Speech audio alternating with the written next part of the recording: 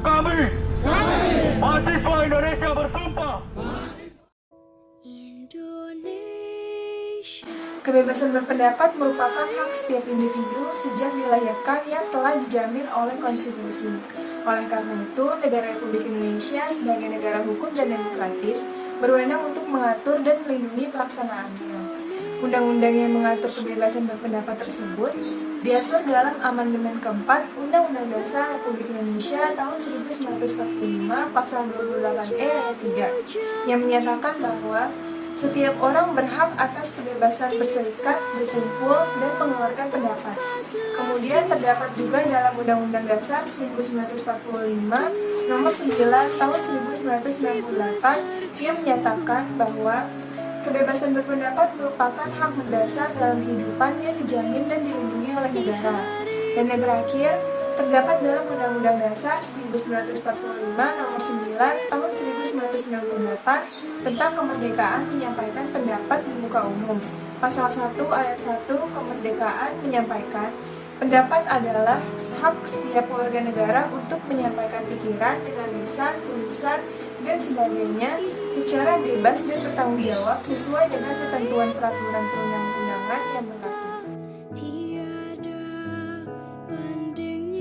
Komnas HAM tidak akan pernah berhenti menyerukan bahwa tindakan yang dilakukan kepolisian tidak boleh represif.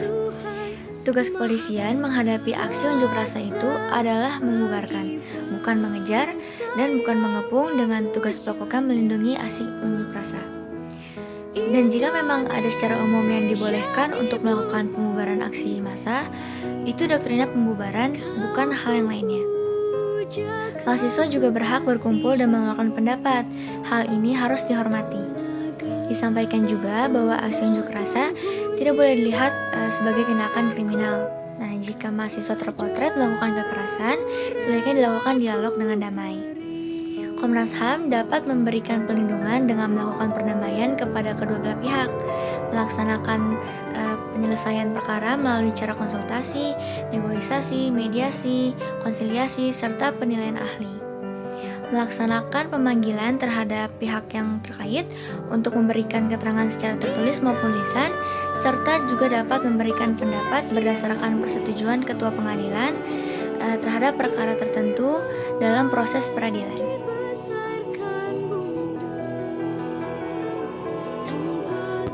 Baik, saya akan menyampaikan terkait kode etik menyampaikan pendapat di muka umum.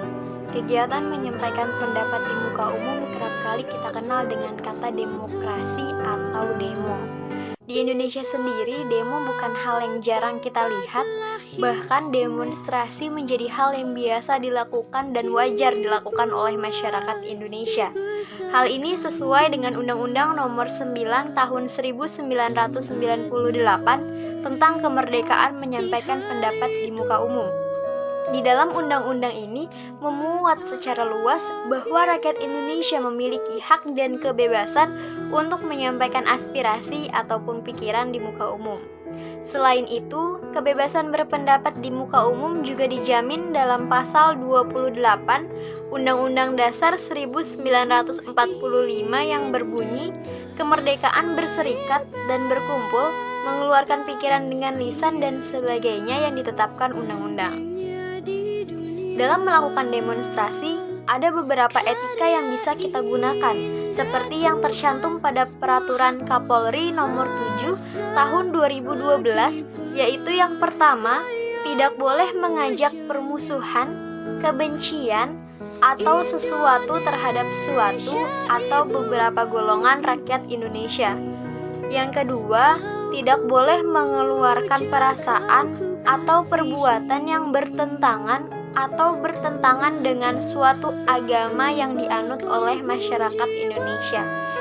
Yang ketiga, tidak boleh menghasut orang baik secara lisan atau agar melakukan tindakan pidana atau kekerasan umum atau tidak sesuai dengan ketentuan undang-undang maupun perintah jabatan. Lalu yang terakhir, tidak boleh menyiarkan, mempertunjukkan, atau menempelkan di muka umum tulisan yang menghasut untuk melakukan perbuatan pidana atau penguasa umum dengan kekerasan. Selain beberapa kode etik yang saya sebutkan tadi, ada juga beberapa tempat umum yang dikecualikan untuk menyampaikan pendapat atau berdemonstrasi, yaitu lingkungan istana kepresidenan, tempat ibadah, instansi militer, rumah sakit, pelabuhan udara, kapal laut, stasiun kereta api, dan terminal angkutan darat. Lalu untuk waktu pelaksanaan demonstrasi diatur dalam Undang-Undang Nomor 9 Tahun 1998, yaitu demonstrasi harus dilakukan pada jam 6 pagi sampai jam 6 sore di tempat terbuka dan jam 6 pagi sampai jam 10 di lokasi yang tertutup. Peran etika dan moral dalam menyampaikan pendapat di muka umum sangat penting dilakukan untuk mencegah tindakan kekerasan dan kriminalitas. Para demonstran harus didasarkan kembali kepada dasar negara yaitu Pancasila. Jika aksi dilakukan untuk menuntut hak tertentu, maka para demonstran perlu memiliki dasar yang kuat bahwa hak yang benar-benar ada dalam artian mereka memahami betul isu apa yang mereka perjuangkan secara objektif, bukan hanya sekadar ikut-ikutan atau memperkeruh suasana. Kode etik kepolisian dalam menjaga kondusivitas di tengah demo mahasiswa.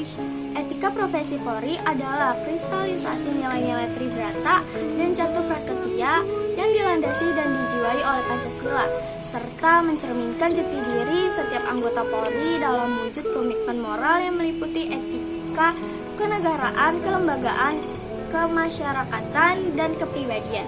Kode etik profesi Polri yang selanjutnya disingkat KEPP adalah norma-norma atau aturan-aturan yang merupakan kesatuan landasan etik atau filosofis yang berkaitan dengan perilaku maupun ucapan mengenai hal-hal yang diwajibkan, dilarang, patut atau tidak patut dilakukan oleh anggota Polri dalam melaksanakan tugas, wewenang, dan tanggung jawab jabatan. Unjuk rasa mahasiswa harus dan wajib berbasiskan analisis intelektual ilmiah. Kekuatan gerakan ini bukan terletak pada jumlah atau kuantitas peserta aksi, akan tetapi pada manajemen isu dan propaganda media. Pada pasal 5 tentang materi muatan kode etik profesi Polri Peraturan Kepolisian Negara Republik Indonesia Nomor 14 Tahun 2011 tentang kode etik profesi Kepolisian Negara Republik Indonesia yang menyebutkan bahwa salah satunya yaitu etika kemasyarakatan memuat pedoman berperilaku anggota Polri dalam hubungan 1. Pemeliharaan keamanan dan ketertiban masyarakat atau Kamtibmas, yang kedua penegakan hukum, yang ketiga pelindung, pengayom, dan pelayan masyarakat, yang keempat kearifan lokal, antara lain gotong royong, kesetiakawanan, dan toleransi. Assalamualaikum warahmatullahi wabarakatuh. Nama saya Kelvin Erlangga Putra. Di sini saya akan menjelaskan demonstrasi mahasiswa, wujud kepekaan mahasiswa terhadap permasalahan bangsa. Yang pertama adalah demonstrasi adalah kegiatan yang dilakukan oleh seorang atau lebih untuk mengeluarkan pikiran dengan lisan, tulisan, dan sebagainya secara demonstratif di muka umum. Lalu mengapa harus mahasiswa? Karena mahasiswa memiliki 5 peran, yaitu yang pertama mahasiswa sebagai Airstock, yang kedua mahasiswa sebagai agent of change, yang ketiga mahasiswa sebagai guardian of value, yang keempat mahasiswa sebagai moral force, yang kelima yaitu mahasiswa sebagai social control. Mahasiswa merupakan pelopor perubahan. Dari gerakan mahasiswa lah perubahan tercipta. Mahasiswa merupakan tokoh intelektual dalam masyarakat dan pro pada rakyat. Seluruh bentuk gerakan dan aksi mahasiswa untuk menuju pada cita-cita bangsa demi kesejahteraan rakyat. Sebagai tokoh intelektual, mahasiswa dalam pergerakannya tidaklah melepaskan karakter kritis dan ilmiah. Seluruh gerakan mahasiswa diawali dengan diskusi-diskusi mendalam tentang suatu kondisi dan situasi yang terjadi dalam masyarakat. Forum-forum diskusi inilah yang merupakan pusat studi dan riset mahasiswa. Sebelum direncanakan strategi aksi dan pergerakan, dengan demikian ketika gerakan dan aksi dilakukan, maka akan mendapat dukungan dan masyarakat secara penuh.